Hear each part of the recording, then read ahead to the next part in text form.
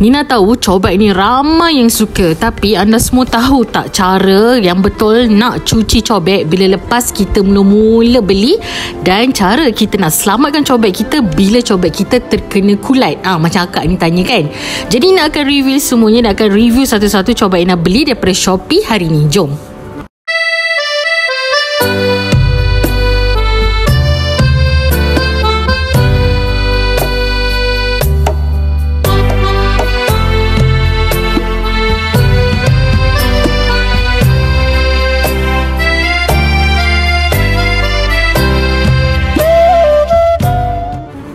Assalamualaikum semua. Kalau selalu tengok video ni Nina buat sambal, memang anda semua akan nampak Nina akan guna cobek ni kan. Nina suka gunakan cobek ni sebab sambal tu akan rasa lain. Selain daripada tu ada feeling lah kampung macam tu. Cobek ni Nina beli dekat Shopee tau. Harga okey, berat pun ngam. Cobek yang nak beli ni memang daripada jenis batu yang asli. Agak berat sikit, tapi bila kita tumbuk sambal tu memang dia takkan lari-lari lah kan. Dan yang paling penting dia tahan panas. Kalau tak jaga betul-betul boleh naik kulat putih tau. Jadi hari ni nak akan sharekan cara macam mana kita nak cuci dulu cobek ni. Lepas tu kalau dah berkulat, macam mana cara nak buat? Okey, jom.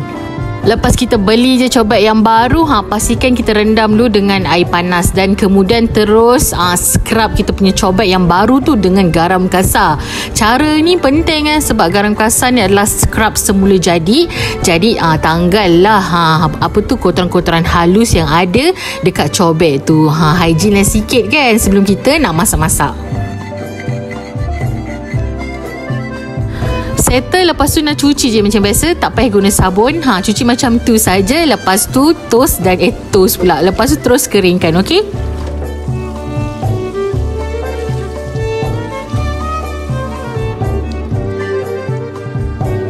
Kedua ni nak gunakan beras. Beras ni dapat kurangkan tau rasa dan bau batu, dan sebagai langkah awal untuk kita start seasoning kita punya sambal nanti kan. Jadi lepas dah siap macam tu, cuci bersih dan lap kering. Dan yang ketiga sebagai ejen bakteria, antibakteria ni nak gunakan kunyit. Gunakan kunyit yang kunyit hidup ni kan. Lepas tu gosok-gosok je atas kita punya permukaan batu cobek kita yang baru tadi. Jangan lupa dengan dia punya anak cobek tu tau. Buat sekali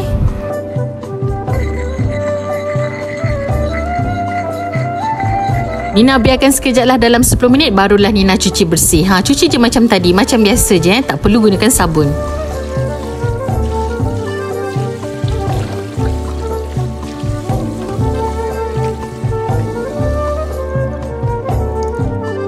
Dan yang keempat sebagai langkah terakhir selepas kita beli cobek baru, letakkanlah sedikit minyak. Oleskan sedikit minyak supaya kita punya batu tu lebih, kata orang tu, lembab.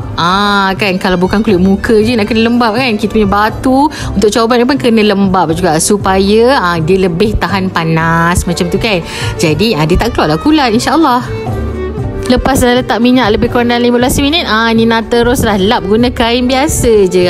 Dah berkilat, dah cantik dah. Tapi kalau anda lepas dah guna lama sikit, tiba-tiba keluar kulat, nak buat macam mana? Okey, kita gunakan bahan yang ada kat dapur je. Ini caranya. Gunakan cuka masakan yang ada kat dapur tu, letak je macam gini. Dekat permukaannya ada kulat tadi tu. Lepas tu kita gosok je pakai berus periuk. Gosok sental-sental betul-betul kat tempat yang ada kulat tu. InsyaAllah lah cara ni akan prevent ataupun akan hilangkan kulat tersebut. Keluar cendawan macam tu, tak cantik dah kan kita punya batu kan. Jadi inilah caranya. Ini cara pertama, okey. Selepas tu teruslah bilas dengan air yang bersih. Lepas tu boleh terus jemur dekat panas. Jemurkan dia sampai petang macam tu baru angkat. InsyaAllah lah cara ni akan berkesan. Tapi kalau tak berkesan juga, terpaksalah anda buat cara yang macam gini. Bakarkan batu kita tu atas dan bawah dia. Lepas tu cara ni boleh buat berulang kali. Kalau anda nak tahu antara sebab kenapa keluar kulat tu bila kita cuci selepas kita pakai tu, sebab antaranya lah kita pakai tu dan cuci tak bersih. Kurang bersih, jadi dia akan keluar kulat. Jadi pastikanlah selepas ni kalau nak pakai cobek atau pelosong batu, pastikan kita cuci dengan bersih ya. Tada, dah siap dah cantik, dah berkilat, dah bersih dah kita punya cobek ni. Jadi untuk anda yang nak beli cobek macam ni, Nina ada letakkan link dekat bawah dan juga ada bag Shopee dekat kiri skrin tu. Anda boleh tekan je. Nina memang guna ni selalu untuk buat sambal. Harga pun berpatutan dan tahan lama kalau jaga betul-betul, okey? Anda pernah guna cobek tak? Komen kat bawah, okey? Paling suka guna untuk sambal ke untuk apa? Bye-bye.